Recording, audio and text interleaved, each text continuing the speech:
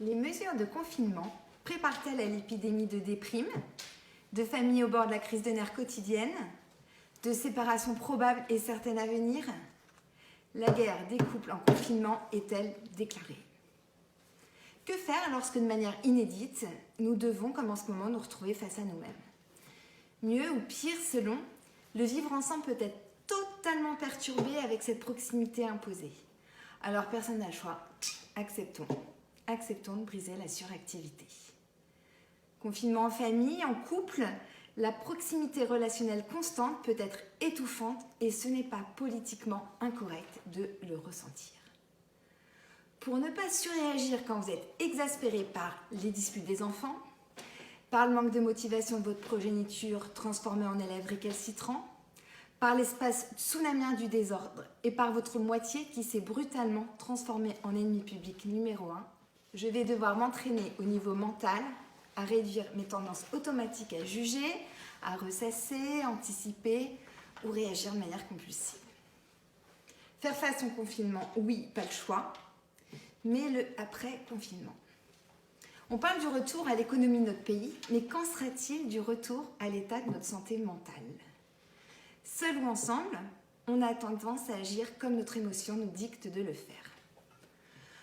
En confinement, évidemment, c'est plus compliqué. Éloignez-vous autant que possible.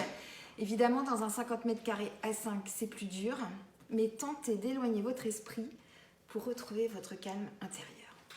Prenez du recul autant que possible, comme si vous observiez la situation. Alors évidemment, dans la famille Ricoré, le confinement est un bonheur, du petit déjeuner au soleil levant, au coucher autour d'une veillée chantante. Le confinement, dans la petite maison dans la prairie, là aussi est un bonheur. Les filles préparent des galettes avec maman Caroline, qui est aussi leur maîtresse bienveillante et rassurante, pendant que les garçons vont couper du bois avec papa Charlingas, protecteur. Une vraie force dans la vraie vie, et nous y sommes tous en ce moment.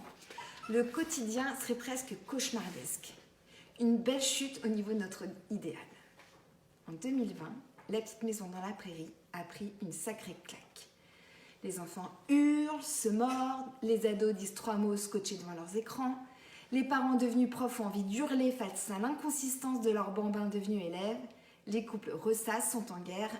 J'ai à peine moi s'il te plaît. Lorsque nous sommes débordés par une émotion comme la colère, la peur, l'angoisse, comme un peu en ce moment, nous avons tendance à formuler nos besoins de manière excessive et souvent avec le ton du reproche et d'attaque.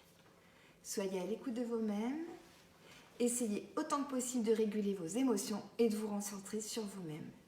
Vous êtes unique, vous avez de la valeur. Respirez et échappez-vous dans une bulle pour vous apaiser.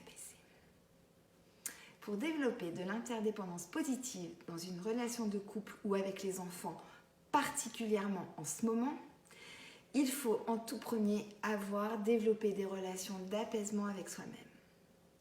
Comment puis-je accepter sereinement de vivre ensemble dans un espace restreint, dans un temps indéfini, si je ne m'ouvre pas à moi-même, à mes désirs, à mes envies, à mes besoins? Dans ces moments compliqués, je continue évidemment mes séances, mais uniquement par téléphone ou visio WhatsApp.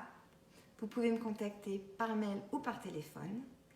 Et bien entendu, comme toujours, si vous avez aimé cette vidéo, vous pouvez la liker et la partager. À bientôt, plein de pensées positives.